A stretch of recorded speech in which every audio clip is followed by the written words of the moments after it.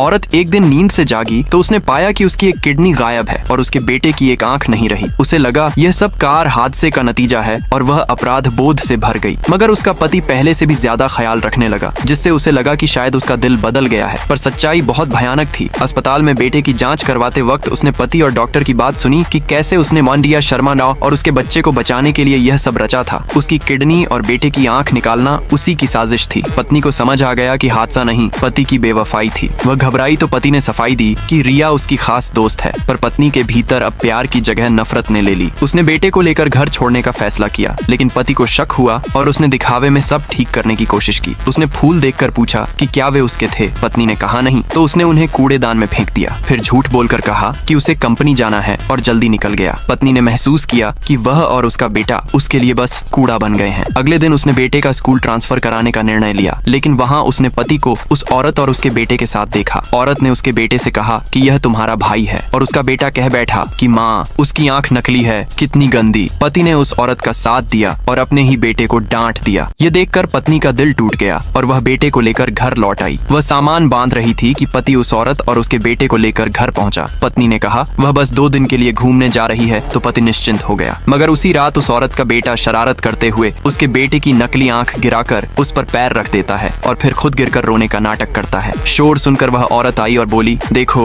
नयन, तुम्हारी आंख कितनी सुंदर लग रही है मारवना उसके चेहरे पर। पत्नी गुस्से से बोली, चुप रहो साक्षी, तुम पागल हो। उस औरत ने कहा, तुम्हारी कमर का निशान एक्सीडेंट का नहीं, तुम्हारी किडनी निकालने का है। तुम्हारी किडनी और तुम्हारे बेटे की आंख तुम्हारे पति के तोहफे हैं। सच सुनकर पत्नी ने उसे पकड़ लिया। तभी पति आया और बिना कुछ समझे पत्नी को थप्पड़ मार दिया। फिर पछताया, पर देर हो चुकी थी। साक्षी ने बेटे को इशारा किया और उसने रोते हुए कहा कि आंटी ने हमें मारा। पति ने पत्नी को ही दोषी ठहराया और कहा कि वह खुद होटल जा रहा है। उस रात पत्नी ने तलाक के कागज और अंगूठी टेबल पर रख दी।